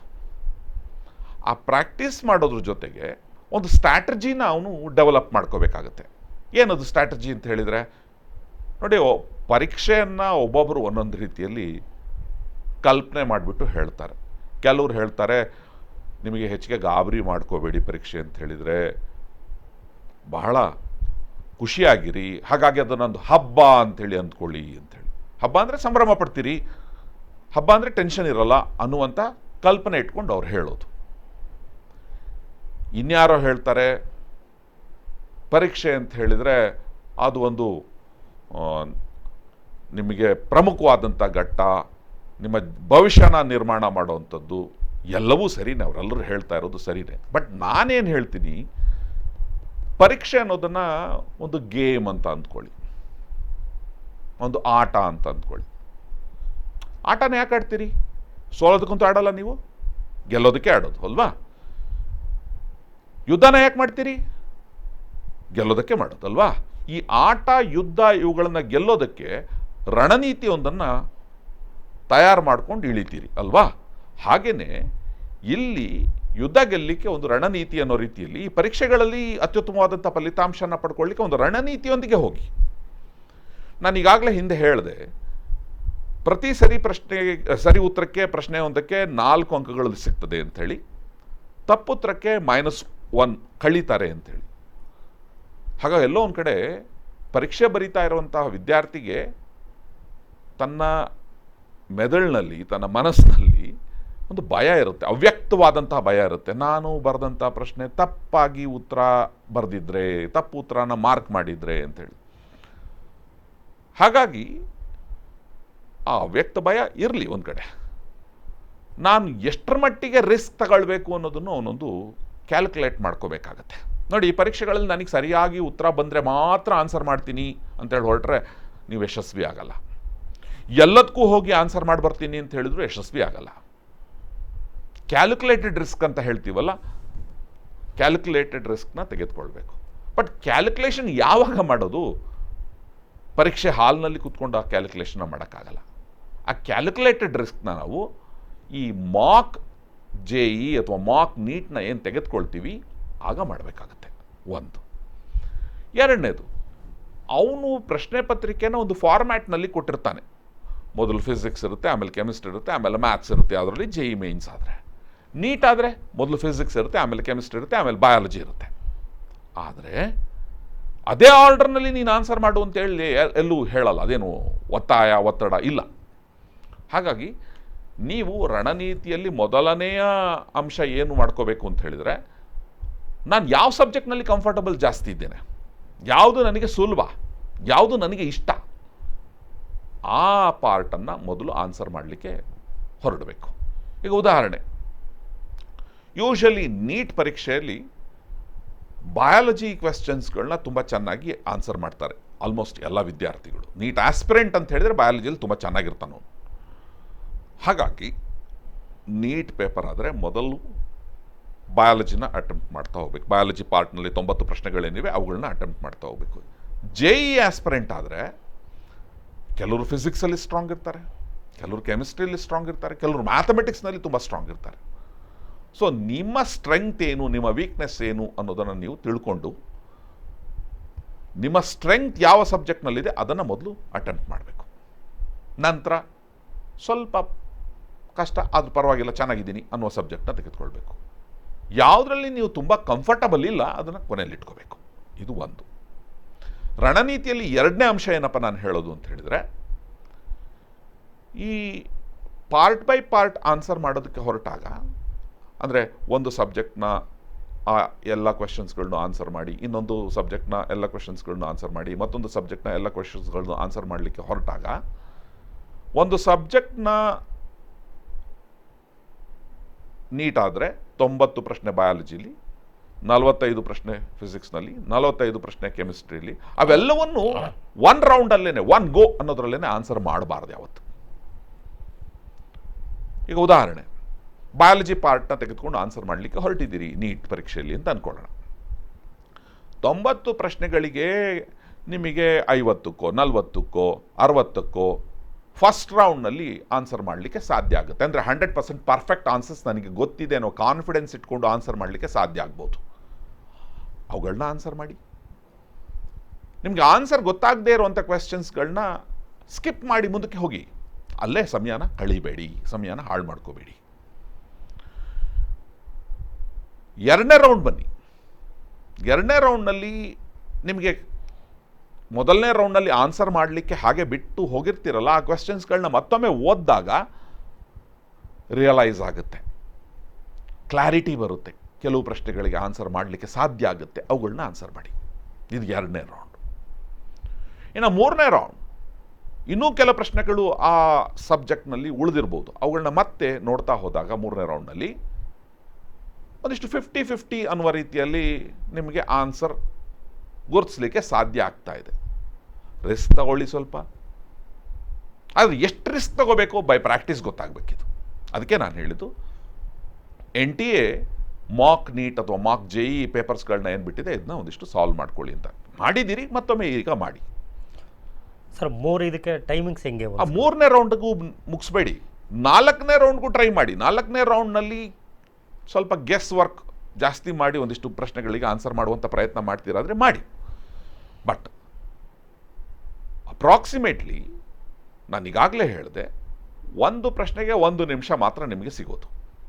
90 ಪ್ರಶ್ನೆಗಳ ಬಯಾಲಜಿ ಪಾರ್ಟ್ನ ನೀಟ್ನಲ್ಲಿ ಆನ್ಸರ್ ಮಾಡಲಿಕ್ಕೆ ಹೊರಟ್ರೆ, ಇನ್ನೊಂದು ಬಹಳ ಮುಖ್ಯ, ಈ ಪರೀಕ್ಷೆಗಳಲ್ಲಿ ನೀವು ಗಡಿಯಾರನ ಕಟ್ಕೊಂಡು ಹೋಗಾಗಿಲ್ಲ, ವಾಚ್ ಇರೋಲ್ಲ. ಟೈಮ್ ಗೊತ್ತಾಗುತ್ತೆ. ಹೇಗೆ ಗೊತ್ತಾಗುತ್ತೆ ಅಂತ ಹೇಳಿದರೆ, ಡಿಸ್ಪ್ಲೇ ಇರುತ್ತೆ ಪ್ರತಿ ಎಕ್ಸಾಮಿನೇಷನ್ ಹಾಲ್ನಲ್ಲಿ. ಆ ವಿದ್ಯಾರ್ಥಿ ಕೂತ್ಕೊಂಡಿರುವ ಎದುರುಗಡೆ ಇರುವ ಗೋಡೆ ಮೇಲೆ ಒಂದು ಗಡಿಯಾರವನ್ನು ಹಾಕಿರ್ತಾರೆ, ಅದನ್ನು ಗಮನಿಸ್ತಾ ಹೋಗಿ. ಬಯಾಲಜಿ 90 ಕ್ವೆಶನ್ಸ್ಗಳ ಒಂದು ಪಾರ್ಟ್ನ ನೀವು ಆನ್ಸರ್ ಮಾಡಲಿಕ್ಕೆ 3 ರೌಂಡಲ್ಲಿ ಮಾಡ್ತಿರೋ 4 ರೌಂಡಲ್ಲಿ ಮಾಡ್ತಿರೋ ಹೊರಟಾಗ, ನೀವು 90 ನಿಮಿಷ ತೆಗೆದುಕೊಳ್ತೀರಿ ಅಥವಾ 90 ನಿಮಿಷಕ್ಕಿಂತ ಜಾಸ್ತಿ ತೆಗೆದುಕೊಳ್ತಾ ಹೊರಡ್ತಿದ್ದೀರಿ ಅಂತೇಳಿದರೆ ಸಮಸ್ಯೆಯಲ್ಲಿ ಸಿಗಾಕೊಳ್ತಾ ಇದ್ದೀರಿ ಅಂಥೇಳಿ. ಹಾಗಾಗಿ ಪ್ರತಿ 20 ನಿಮಿಷಕ್ಕೊಮ್ಮೆ ನೋಡ್ಕೊಳ್ಳಿ, ಎಷ್ಟು ಪ್ರಶ್ನೆಗಳು ಆನ್ಸರ್ ಮಾಡಿದ್ದೀನಿ, ಇನ್ನು ಎಷ್ಟು ಮಾಡಬೇಕಾಗಿದೆ ಅಂತೇಳಿ ಒಂದು ಲೆಕ್ಕಾಚಾರನ ಮಾಡ್ಕೊಳ್ತಾ ಹೋಗಿ. ನನ್ನ ಒಂದು ಲೆಕ್ಕಾಚಾರದ ಪ್ರಕಾರ 90 ಪ್ರಶ್ನೆಗಳಿರುವಂಥ ಬಯಾಲಜಿ ಪಾರ್ಟ್ನಲ್ಲಿ ನೀವು ಏನೂ ಆನ್ಸರ್ ಗೊತ್ತಿಲ್ಲ ಅಂಥೇಳಿ ಒಂದು 5-6 ಪ್ರಶ್ನೆಗಳನ್ನ ಉಳಿಸ್ಕೊಳ್ಳೋ ಲೆವೆಲ್ನಲ್ಲಿ ನಿಮ್ಮ ಪ್ರಿಪ್ರೇಷನ್ ಇದೆ ಅಂತಾದರೆ, ಅಂದರೆ ಒಂದು 80-85 ಕ್ವೆಶನ್ಸ್ಗಳಿಗೆ 3 ರೌಂಡೋ 4 ರೌಂಡಲ್ಲೋ ಆನ್ಸರ್ ಮಾಡಿ ನಂತರ ನಾನು ಕೆಮಿಸ್ಟ್ರಿ ಪಾರ್ಟಿಗೆ ಹೋಗ್ತೀನಿ ಅನ್ನೋದಾದರೆ, ಒಂದು 70 ನಿಮಿಷದಲ್ಲಿ ಆ ಕೆಲಸ ಮುಗಿದಿರಬೇಕು. 70 ನಿಮಿಷದಲ್ಲಿ ಅಷ್ಟು ಮುಗಿದಿರಬೇಕು. ಯಾಕಂದರೆ ನಮಗೆ ಫಿಸಿಕ್ಸ್ನಲ್ಲಿ ಕೆಮಿಸ್ಟ್ರಿಯಲ್ಲಿ ಸ್ವಲ್ಪ ಕ್ಯಾಲ್ಕುಲೇಷನ್ ಎಲ್ಲ ಮಾಡಿಬಿಟ್ಟು ವರ್ಕೌಟ್ ಮಾಡಿಬಿಟ್ಟು ಆನ್ಸರ್ ಮಾಡಲಿಕ್ಕೆ ಸಮಯ ಬೇಕು. ಹಾಗಾಗಿ ಇಲ್ಲಿ ಒಂದಿಷ್ಟು ಸಮಯನ ಸೇವ್ ಮಾಡ್ಕೋಬೇಕಾಗುತ್ತೆ. ಆನಂತರ ಕೆಮಿಸ್ಟ್ರಿಗೆ ಹೋಗಿ ಅಲ್ಲಿ ಆನ್ಸರ್ ಮಾಡಿ, ಆನಂತರ ಫಿಸಿಕ್ಸ್ಗೆ ಹೋಗಿ ಅಲ್ಲಿ ಆನ್ಸರ್ ಮಾಡಿ. ಅಗೈನ್ ಆ ಸಬ್ಜೆಕ್ಟ್ನ ತೆಗೆದುಕೊಂಡು ಆನ್ಸರ್ ಮಾಡಲಿಕ್ಕೆ ಹೊರಟಾಗ, ಆ ಸಬ್ಜೆಕ್ಟ್ನ ಪಾರ್ಟ್ನ ತೆಗೆದುಕೊಂಡು ಪ್ರಶ್ನೆ ಪತ್ರಿಕೆಯಲ್ಲಿ ಆನ್ಸರ್ ಮಾಡಲಿಕ್ಕೆ ಹೊರಟಾಗ 3 to 4 ರೌಂಡ್ಸಲ್ಲಿ ಆನ್ಸರ್ ಮಾಡಿ. ಪರೀಕ್ಷೆಯಲ್ಲೂ ಇದನ್ನೇ ಮಾಡಿ, ಪ್ರಾಕ್ಟೀಸ್ ಮಾಡುವಾಗಲೂ ಇದನ್ನೇ ಮಾಡಿ. ಬಟ್ ಪ್ರಾಕ್ಟೀಸ್ ಮಾಡುವಾಗ ಇನ್ನೊಂದು ಕೆಲಸ ಮಾಡಿ, 3 ತಾಸಿನಲ್ಲಿ ಫಿಸಿಕ್ಸ್ನಲ್ಲಿ ಫಸ್ಟ್ ರೌಂಡಲ್ಲಿ ಎಷ್ಟು ಕ್ವೆಶನ್ಸ್ಗೆ ಆನ್ಸರ್ ಮಾಡಿದ್ದೀರಿ, ಸೆಕೆಂಡ್ ರೌಂಡಲ್ಲಿ ಎಷ್ಟು ಕ್ವೆಶನ್ಸ್ಗೆ ಆನ್ಸರ್ ಮಾಡಿದ್ದೀರಿ, ಥರ್ಡ್ ರೌಂಡಲ್ಲಿ ಎಷ್ಟು ಕ್ವೆಶನ್ಸ್ಗೆ ಆನ್ಸರ್ ಮಾಡಿದ್ದೀರಿ, ಫೋರ್ತ್ ರೌಂಡಲ್ಲಿ ಎಷ್ಟು ಕ್ವೆಶನ್ಸ್ಗೆ ಆನ್ಸರ್ ಮಾಡಿದ್ದೀರಿ ಅನ್ನೋದನ್ನು ನೋಟ್ ಮಾಡಿ ಇಟ್ಕೊಂಡಿರಿ. ಪ್ರಾಕ್ಟೀಸ್ ಮಾಡುವಾಗ ನಾನು ಹೇಳ್ತಾ ಇರೋದು, ಮನೇಲಿ ಕೂತು ಪ್ರಾಕ್ಟೀಸ್ ಮಾಡ್ತಿರಲ್ಲ ಆವಾಗ ನಾನು ಹೇಳ್ತಾ ಇರೋದು. ಹಾಗೆಯೇ ಕೆಮಿಸ್ಟ್ರಿಲಿ, ಹಾಗೆಯೇ ಬಯಾಲಜಿಲಿ ಪ್ರತಿ ರೌಂಡ್ನಲ್ಲಿ ಎಷ್ಟೆಷ್ಟು ಕ್ವೆಶನ್ಸ್ಗಳಿಗೆ ಆನ್ಸರ್ ಮಾಡಿದ್ದೀನಿ, ಯಾವ್ಯಾವ ಕ್ವೆಶನ್ ನಂಬರ್ಸ್ಗಳವು ಅನ್ನೋದನ್ನು ನೋಟ್ ಮಾಡಿ ಇಟ್ಕೊಳ್ಳಿ. ಇದು ಉಪಯೋಗ ಬರುತ್ತೆ. ಎಲ್ಲಿ ಅಂತ ಹೇಳ್ತೀನಿ ನಾನು. ಎಲ್ಲಿ ಮಾಕ್ ಪರೀಕ್ಷೆಯನ್ನು ತೆಗೆದುಕೊಂಡ್ರಿ, ಎವ್ಯಾಲ್ಯೂಯೇಟ್ ಮಾಡ್ಲಿಕ್ಕೆ ಹೊರಟ್ರಿ. Neat Mach 3 ಅವರ್ಸ್ನಲ್ಲಿ ಮುಗಿದೋಗ್ಬಿಡುತ್ತೆ. ಆದರೆ ಅದರ ವ್ಯಾಲ್ಯೂಯೇಷನ್ಗೆ ಅಷ್ಟು ಸಮಯ ಬೇಕಾಗಲ್ಲ. ನೀವು NTA ಪೋರ್ಟಲ್ನಿಂದಲೇ ಆನ್ಸರ್ ಮಾಡ್ತಾ ಇದ್ರೆ 2 ರಿಂದ 3 ನಿಮಿಷದೊಳಗಡೆ ನಿಮ್ಮ ಎದುರುಗಡೆ ಬಂದ್ಬಿಡುತ್ತೆ ಆನ್ಸರ್ಸ್ ಯಾವ್ಯಾವುದು, ನೀವೇನು ಮಾಡಿದ್ದೀರಿ, ನಿಮ್ಮ ಸ್ಕೋರ್ಸ್ ಏನು, ಯಾವ್ದು ಸರಿ ಯಾವ್ದು ತಪ್ಪು ಅಂತೆಲ್ಲ. ಫೈನ್, ಆನ್ಸರ್ಸ್ನ ಎವ್ಯಾಲ್ಯೂಯೇಟ್ ಮಾಡ್ಕೊಳ್ಳಿ 5 ನಿಮಿಷದೊಳಗಡೆ. ನಂತರ ಬ್ರೇಕ್ ತಗೊಳ್ಳಿ. ನಿರಂತರವಾಗಿ ಆ ರೀತಿ ಕೂತು ಒಂದು ಪ್ರಶ್ನೆ ಪತ್ರಿಕೆಯನ್ನು ಏಕಾಗ್ರತೆಯಿಂದ ಆನ್ಸರ್ ಮಾಡ್ತಾ ಹೋದಾಗ ಮೆದುಳಿಗೆ ಸಾಕಷ್ಟು ಸ್ಟ್ರೆಸ್ ಉಂಟಾಗಿರುತ್ತೆ, ಒತ್ತಡದಲ್ಲಿರುತ್ತೆ. ಹಾಗಾಗಿ ಒಂದು ಸಣ್ಣ ಬ್ರೇಕ್ ತಗೊಳ್ಳಿ. ನಂತರದಲ್ಲಿ ನಿಮ್ಮ ಪರ್ಫಾರ್ಮೆನ್ಸ್ನ ಅನಾಲಿಸಿಸ್ ಮಾಡ್ಕೊಳ್ತಾ ಹೋಗಿ. ನೋಡಿ, ಮಾಕ್ ನೀಟ್ ಅಥವಾ ಮಾಕ್ JE ತೆಗೆದುಕೊಂಡ್ರಿ, ಅದು ಒಂದು ಹಂತ. ಎವ್ಯಾಲ್ಯೂಯೇಟ್ ಮಾಡ್ಕೊಂಡ್ರಿ, ಅದು 2ನೇ ಹಂತ. ಪರ್ಫಾರ್ಮೆನ್ಸ್ ಅನಾಲಿಸಿಸ್ ಅಂತ ಹೇಳ್ತಾ ಇದ್ದೀನಿ. ಏನದು ಪರ್ಫಾರ್ಮೆನ್ಸ್ ಅನಾಲಿಸಿಸ್ ಅಂದರೆ, ಸಕ್ಸಸ್ ರೇಟ್ ಏನು, ಯಾವ್ಯಾವ ಸಬ್ಜೆಕ್ಟ್ನಲ್ಲಿ ಅನ್ನೋದನ್ನು ಒಂದು ಕ್ಯಾಲ್ಕುಲೇಟ್ ಮಾಡ್ಕೊಳ್ಳೋದು. ನನ್ನ ಸಕ್ಸಸ್ ರೇಟ್ ಬಯಾಲಜಿಲಿ ಎಷ್ಟಿದೆ, ನನ್ನ ಸಕ್ಸಸ್ ರೇಟ್ ಕೆಮಿಸ್ಟ್ರಿಯಲ್ಲಿ ಎಷ್ಟಿದೆ, ನನ್ನ ಸಕ್ಸಸ್ ರೇಟ್ ಫಿಸಿಕ್ಸ್ನಲ್ಲಿ ಎಷ್ಟಿದೆ, ಈ ರೀತಿ ಕ್ಯಾಲ್ಕುಲೇಟ್ ಮಾಡ್ಕೊಳ್ಳೋದು. ಅದೇನಕ್ಕೆ ಉಪಯೋಗ ಬರುತ್ತೆ? ನಾನು ಯಾವ ಸಬ್ಜೆಕ್ಟ್ನ ಪಾರ್ಟನ್ನು ನಾಳೆ ಎಕ್ಸಾಮ್ನಲ್ಲಿ ಪ್ರಿಫರೆನ್ಸ್ ಕೊಟ್ಬಿಟ್ಟು ಮೊದಲು, ಆದ್ಯತೆ ಕೊಟ್ಬಿಟ್ಟು ಮೊದಲು ಆನ್ಸರ್ ಮಾಡಬೇಕು ಅನ್ನೋದನ್ನು ತೀರ್ಮಾನ ಮಾಡಿಕೊಳ್ಳಿಕ್ಕೆ ಸಬ್ಜೆಕ್ಟ್ ವೈಸ್ ಸಕ್ಸಸ್ ರೇಟ್ ಏನಿದೆ ಅನ್ನೋದು ನನಗೆ ಸಹಾಯ ಮಾಡುತ್ತೆ. ಆ ತೀರ್ಮಾನ ತೆಗೆದುಕೊಳ್ಳಿಕ್ಕೆ ಅನುಕೂಲ ಆಗುತ್ತೆ. ಇನ್ನೊಂದು ಕೆಲಸ ಮಾಡಿ, ಪ್ರತಿ ಸಬ್ಜೆಕ್ಟ್ನಲ್ಲಿ ಫಸ್ಟ್ ರೌಂಡ್ನಲ್ಲಿ ಸಕ್ಸಸ್ ರೇಟ್ ಏನಿದೆ, ಸೆಕೆಂಡ್ ರೌಂಡ್ನಲ್ಲಿ ಸಕ್ಸಸ್ ರೇಟ್ ಏನಿದೆ, ಥರ್ಡ್ ರೌಂಡ್ನಲ್ಲಿ ಸಕ್ಸಸ್ ರೇಟ್ ಏನಿದೆ, ಫೋರ್ತ್ ರೌಂಡ್ ಮಾಡಿದರೆ ಅಲ್ಲಿ ಸಕ್ಸಸ್ ರೇಟ್ ಏನಿದೆ ಅನ್ನೋದು ಕ್ಯಾಲ್ಕುಲೇಟ್ ಮಾಡ್ಕೊಳ್ಳಿ. ಸರಳ. ಈಗ ಫಸ್ಟ್ ರೌಂಡಲ್ಲಿ ನೀವು ಬಯಾಲಜಿನೇ ನೀಟ್ನಲ್ಲಿ 90 ಪ್ರಶ್ನೆಗಳಿರುವಂಥ ಕಡೆ 50 ಪ್ರಶ್ನೆಗೆ ಆನ್ಸರ್ ಮಾಡಿದ್ರಿ ಅಂತ ಅಂದ್ಕೊಳ್ಳೋಣ. 50ಕ್ಕೆ 50 ಕರೆಕ್ಟ್ ಆಗಿದ್ದರೆ ಸಕ್ಸಸ್ ರೇಟ್ ಏನು ಸರ್? 100%, ರೈಟ್? 100%. ಹಾಗೆಯೇ 2ನೇ ರೌಂಡ್ನಲ್ಲಿ 40 ಪ್ರಶ್ನೆಗಳಿಗೆ ಆನ್ಸರ್ ಮಾಡಿಬಿಟ್ರಿ ಅಂತ ಅನ್ಕೊಳ್ಳೋಣ. ಅಲ್ಲಿ 40ಕ್ಕೆ 40 ಆನ್ಸರ್ ಮಾಡಿದರೆ ಅಗೇನ್ 100%. ಬಟ್ ಹಾಗಾಗಲ್ಲ ಅದು. ಫಸ್ಟ್ ರೌಂಡಲ್ಲಿ 50 ಪ್ರಶ್ನೆಗೆ ನಿಮ್ಮದು 45 ಪ್ರಶ್ನೆ ಸಕ್ಸಸ್ಫುಲ್ ಆಗಿತ್ತು ಅಂತೇಳಿ 90% ಅಂತ ಆಗುತ್ತೆ ಸಕ್ಸಸ್ ರೇಟ್. ಈ ರೀತಿ ಕ್ಯಾಲ್ಕುಲೇಟ್ ಮಾಡ್ಕೊಳ್ಳಿ ಪ್ರತಿ ರೌಂಡಲ್ಲಿ ಸಕ್ಸಸ್ ರೇಟ್ ಏನು ಅಂತ. ಈ 4 ರೌಂಡ್ಗಳಲ್ಲಿ ನಿಮಗೆ ಯಾವುದೇ ರೌಂಡ್ನಲ್ಲಿ ಒಂದು 50%ಗಿಂತ ಹೆಚ್ಚು ಸಕ್ಸಸ್ ರೇಟ್ ಇದೆ ಅಂದರೆ ಆ ರೌಂಡ್ನ ಹೆಚ್ಚು ಮಾಡ್ಕೋಬೋದು ನೀವು. ಅಂದರೆ ಆ ರೌಂಡ್ನಲ್ಲಿ ಆನ್ಸರ್ ಇನ್ನೊಂದಿಷ್ಟು ಹೆಚ್ಚು ಪ್ರಶ್ನೆಗಳಿಗೆ ಕೊಡುವಂಥ ಪ್ರಯತ್ನ ಮಾಡ್ಬೋದು. ಸಕ್ಸಸ್ ರೇಟ್ ಜಾಸ್ತಿ ಇರೋದ್ರಿಂದ ಹೆಚ್ಚಿಗೆ ರಿಸ್ಕ್ ತಗೋಬೋದು ಅಂತೇಳಿ ಅರ್ಥ. ಇದು ನಿಮಗೆ ಒಂದು ರಣನೀತಿನ ಡೆವಲಪ್ ಮಾಡ್ಕೊಳ್ಳೋದಕ್ಕೆ ಸಾಧ್ಯ ಆಗುತ್ತೆ. ಮತ್ತು ಈ ರೀತಿಯಾದಂಥ ಸ್ಟ್ರಾಟಜಿ ಎಲ್ಲರಿಗೂ ಒಂದೇ ಅಂತೇಳಿ ನಾವು ಕೊಡಲಿಕ್ಕಾಗಲ್ಲ. ನೀವು ಪ್ರಾಕ್ಟೀಸ್ ಮಾಡ್ತಾ ಮಾಡ್ತಾ ಮಾಡ್ತಾ ನಾನು ಯಾವ ರೌಂಡ್ನಲ್ಲಿ ಹೆಚ್ಚು ರಿಸ್ಕ್ ತಗೋಬೋದು ಅನ್ನೋದನ್ನು ನಿಮಗೆ ನೀವು ಇಂಡಿವಿಜುವಲ್ ಸ್ಪೆಸಿಫಿಕ್ ಆಗಿ ತೀರ್ಮಾನ ತೆಗೆದುಕೊಳ್ಳಲಿಕ್ಕೆ ಸಾಧ್ಯ ಆಗುತ್ತೆ. ಇದು ನಾನು ಬಹಳ ಪ್ರಮುಖವಾಗಿ ಹೇಳುವಂಥದ್ದು ಪರ್ಫಾರ್ಮೆನ್ಸ್ ಅನಾಲಿಸಿಸ್ ಅಂತೇಳಿ. ಸರ್, 3 ಗಂಟೆಗೆ ಅಷ್ಟು ಪ್ರಶ್ನೆಗಳಿಗೆ ಉತ್ತರ ಕೊಡೋದು ಅನ್ನೋದನ್ನು ಒಂದು ಪ್ರೆಸರನ್ನು ಕ್ರಿಯೇಟ್ ಆಗೋದಲ್ಲ, ಆ ಪ್ರೆಸರ್ನ ನಿರ್ವಹಣೆ ಮಾಡೋದಂಗೆ? ಬಂದೆ. ನಾನು ಸಿದ್ಧತೆ 4 ಪಾರ್ಟಲ್ಲಿ ಈಗ ಏನು ಮಾಡಬೇಕು ಅನ್ನೋದನ್ನು ಹೇಳ್ತಾ ಇದ್ದೆ. 1 ಮಾಕ್ ತಗೊಳ್ಳಿ, 2ನೇದು ಎವ್ಯಾಲ್ಯೂಯೇಟ್ ಮಾಡ್ಕೊಳ್ಳಿ, 3ನೇದು ಪರ್ಫಾರ್ಮೆನ್ಸ್ ಅನಾಲಿಸಿಸ್ ಮಾಡ್ಕೊಳ್ಳಿ ಅಂತ. 4ನೇ ಪಾರ್ಟ್ ಒಂದಿದೆ ಬಹಳ ಮುಖ್ಯವಾಗಿ. ಆ 4ನೇ ಪಾರ್ಟ್ ಏನಪ್ಪ ಅಂತ ಹೇಳಿದರೆ ಕ್ವೆಶ್ಚನ್ ಪೇಪರ್ ಅನಾಲಿಸಿಸ್ ಅಥವಾ critical analysis of each question. ಈಗ 180 ಕ್ವೆಶ್ಚನ್ಸ್ಗಳಿರುವಂಥ ನೀಟ್ನಲ್ಲಿ ಅಥವಾ 75 ಕ್ವೆಶ್ಚನ್ಸ್ಗಳಿರುವಂತಹ JEE ಮೇನ್ಸ್ನಲ್ಲಿ ಈ 3 ಹಂತಗಳನ್ನು ನೀವು ದಾಟಿದ ನಂತರ ಆ ಪೇಪರ್ನ ಇಟ್ಕೊಳ್ಳಿ. ಪ್ರತಿ ಸಬ್ಜೆಕ್ಟ್ನ ಪ್ರತಿ ಕ್ವೆಶ್ಚನ್ಗೆ ಮತ್ತೊಮ್ಮೆ ಓದಿ. ಮಾರ್ಕ್ ಟೆಸ್ಟ್ ತೆಗೆದುಕೊಳ್ಳುವಾಗ ಒಂದು ರೀತಿ ಪ್ರೆಷರ್ ಇರುತ್ತೆ. ಈಗ ರಿಲ್ಯಾಕ್ಸ್ಡ್ ಆಗಿ ಆ ಪ್ರಶ್ನೆಯನ್ನು ಓದಿ. ಆ ಪ್ರಶ್ನೆ ನಿಮಗೆ ಯಾವ ರೀತಿಯಲ್ಲಿ ಅರ್ಥ ಆಗುತ್ತೆ ನೋಡಿ. ನಾನು ಟೆಸ್ಟ್ ತಗೊಂಡಾಗ ಯಾವ ರೀತಿ ಅರ್ಥ ಮಾಡ್ಕೊಂಡೆ, ಈಗೇನು ಅರ್ಥ ಆಗ್ತಾ ಇದೆ ಅನ್ನೋದನ್ನೊಂದು ಸತಿ ನೋಡಿ. ನಂತರದಲ್ಲಿ ಅದಕ್ಕೆ ನೀನು ಆನ್ಸರ್ ಏನು ಬರೆದಿದೆಯಾ, ಅದು ಸರಿ ಇದೆಯಾ ತಪ್ಪಿದೆಯಾ ಅಂತ ಎವ್ಯಾಲ್ಯೂಯೇಟ್ ಮಾಡ್ಕೊಂಡಿದೆಯಲ್ಲ, ಅದನ್ನೊಂದು ಸತಿ ಗಮನಿಸಿ. ನಂತರ ಸರಿಯಾಗಿದ್ದರೆ ಅದು ಯಾಕೆ ಸರಿ ಆಯಿತು, ನಾನು ಸರಿಯಾದ ರೀತಿಯಲ್ಲಿ ಆಲೋಚನೆ ಮಾಡಿದ್ನಾ, ಗೆಸ್ ಮಾಡಿದ್ನಾ, ಏನು ಮಾಡಿದೆ ಅನ್ನೋದನ್ನೊಮ್ಮೆ ಇಂಟ್ರಾಸ್ಪೆಕ್ಟ್ ಮಾಡ್ಕೊಳ್ಳಿ.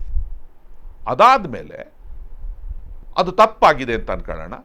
ಹಾಗಿದ್ರೆ ಅದು ಯಾಕೆ ತಪ್ಪಾಯಿತು, ಆ ಪ್ರಶ್ನೆಗೆ ನನ್ನ ಉತ್ತರ, ಸರಿ ಉತ್ತರ ಏನು, ಡಿಟೇಲ್ ಆಗಿ ಏನು ಒಂದು ಸೊಲ್ಯೂಷನ್ನ ಕೊಟ್ಟಿದ್ದಾನೆ ನೋಡಿ. ಆ ನಂತರ ಆ ಕ್ವೆಶ್ಚನ್ ಯಾವ ಒಂದು ಯೂನಿಟ್ನಿಂದ, ಯಾವ ಒಂದು ಚಾಪ್ಟರ್ನಿಂದ, ಯಾವ ಒಂದು ಟಾಪಿಕ್ನಿಂದ, ಯಾವ ಒಂದು ಕಾನ್ಸೆಪ್ಟ್ನಿಂದ ಬಂದಿದೆ ಅನ್ನೋದನ್ನು ಸ್ವಲ್ಪ ಅನಲೈಸ್ ಮಾಡಿ. ಅದೆಲ್ಲೋ ನಿಮಗೆ ಗೆಸ್ ವರ್ಕ್ ಮೂಲಕ ಆನ್ಸರ್ ಮಾಡೋಕ್ಕೆ ಹೊರಟಿದ್ದೀನಿ, ಪರ್ಫೆಕ್ಷನ್ ಇಲ್ಲ ಅಂದರೆ ನಿಮ್ಮ ಬಳಿ ಇರುವಂತಹ NCERT ಟೆಕ್ಸ್ಟ್ನ ಅಥವಾ ಯಾವುದಾದ್ರೂ ಒಂದು ಮೆಟೀರಿಯಲ್ನ ತೆಗೆದುಬಿಟ್ಟು ಆ ಕಾನ್ಸೆಪ್ಟ್ನ ಇನ್ನೊಂದು ಸಾರಿ ಓದ್ಕೊಂಡು ಕ್ಲಾರಿಟಿನ ತಂದುಕೊಳ್ಳಿ. ಅಷ್ಟಕ್ಕೆ ಮುಗಿಲಿಲ್ಲ. ಆ ಕಾನ್ಸೆಪ್ಟ್ನ ಮೇಲೆ ಇಲ್ಲಿ ಈ ರೀತಿಯಾದಂಥ ಒಂದು ಪ್ರಶ್ನೆ ಕೇಳಿದ್ದಾನೆ, ಮತ್ತು ಯಾವ್ಯಾವ ರೀತಿಯಲ್ಲಿ ಪ್ರಶ್ನೆಗಳನ್ನ ಕೇಳ್ಬೋದು ಅನ್ನೋದನ್ನು ಸ್ವಲ್ಪ ಕಲ್ಪನೆ ಮಾಡ್ಕೊಳ್ಳಿ, ವಿಜುವಲೈಸ್ ಮಾಡ್ಕೊಳ್ಳಿ. ಆ್ಯಕ್ಚುಲಿ NTA ಪೇಪರ್ನ ತಯಾರು ಮಾಡಲಿಕ್ಕೆ ರಿಸೋರ್ಸ್ ಪರ್ಸನ್ಸ್ಗಳನ್ನ ಕರೆಸ್ಕೊಂಡು ಅವರಿಗೆ ಪೂಲ್ ಮಾಡಲಿಕ್ಕೆ ಹೇಳುತ್ತೆ. ಬೇರೆ ಬೇರೆ ಚಾಪ್ಟರ್ಸ್ಗಳಲ್ಲಿ ಕ್ವೆಶ್ಚನ್ಸ್ಗಳನ್ನ ಜನ್ರೇಟ್ ಮಾಡಿ ಅಂತ ಹೇಳಿದೆ. ಅವ್ರು ಮಾಡೋದು ಇದೇ ಕೆಲಸ. ಆ ಕಾನ್ಸೆಪ್ಟ್ನ ಮೇಲೆ ಬೇರೆ ಬೇರೆ ಥರದಲ್ಲಿ ಯೋಚನೆ ಮಾಡ್ತಾ ಅವ್ರ ಕ್ವೆಶ್ಚನ್ಗಳನ್ನ ಜನ್ರೇಟ್ ಮಾಡಿ ಹೋಗಿರ್ತಾರೆ. ನೀವು ಆ ಕ್ವೆಶ್ಚನ್ಗೆ ಆನ್ಸರ್ ಮಾಡಿದ ನಂತರ ಬೇರೆ ಬೇರೆ ರೀತಿಯಲ್ಲಿ ಯಾವ ರೀತಿ ಪ್ರಶ್ನೆಗಳನ್ನ ಈ ಕಾನ್ಸೆಪ್ಟ್ ಮೇಲೆ ಜನ್ರೇಟ್ ಮಾಡ್ಬೋದು ಅನ್ನೋದನ್ನು ಯೋಚನೆ ಮಾಡೋದಕ್ಕೆ ಶುರು ಮಾಡಿದ್ರಿ ಅಂತ ಹೇಳಿದ್ರೆ, ನೀವೀಗ ಬರೀ ವಿದ್ಯಾರ್ಥಿಯಾಗಿ ಉಳಿಯಲ್ಲ, ಪೇಪರ್ ಸೆಟ್ ಮಾಡೋ ಎಬಿಲಿಟಿ ಇರುವಂಥ ವಿದ್ಯಾರ್ಥಿ ಆಗ್ತೀರಿ. ನ್ಯಾಚುರಲಿ ನಿಮಗೆ ಯಶಸ್ಸು ಅನ್ನೋದು ಕಟ್ಟಿಟ್ಟ ಬುದ್ಧಿ ಆಗುತ್ತೆ. ಹಾಗಾಗಿ ಡೀಟೇಲ್ ಅನಾಲಿಸಿಸ್ ಅಂತ ಏನು ಹೇಳಿದೆ, 4ನೇ ಪಾರ್ಟ್ ಆಗಿ ಅದನ್ನು ಪ್ರತಿಯೊಬ್ಬರು ಮಾಡಲೇಬೇಕು. ಯಶಸ್ಸನ್ನು ಪಡ್ಕೊಳ್ಬೇಕು ಅನ್ನೋಂಥದ್ದು ಮಾಡಲೇಬೇಕು. ಅಲ್ಲದೆ ಈ ಡೀಟೇಲ್ ಅನಾಲಿಸಿಸ್ ಮಾಡುವಾಗ ಈ ಕಾನ್ಸೆಪ್ಟ್ ಮೇಲೆ ಬೇರೆ ಬೇರೆ ರೀತಿ ಪ್ರಶ್ನೆಗಳು ಯಾವ ರೀತಿಯಲ್ಲಿ ಕೇಳ್ಬೋದು ಅನ್ನೋದ್ರ ಜೊತೆಗೆ ಇದಕ್ಕೆ ರಿಲೇಟೆಡ್ ಕಾನ್ಸೆಪ್ಟ್ಸ್ಗಳು ಯಾವ್ಯಾವ್ದಿವೆ ಅನ್ನೋದನ್ನು ಸ್ವಲ್ಪ ಯೋಚನೆ ಮಾಡ್ತಾ ಹೋದರೆ ರಿವಿಷನ್ ಆದಂಗೆ ಆಗೋಗ್ಬಿಡುತ್ತೆ ಇಡೀ ಸಿಲೆಬಸ್ಸೇ.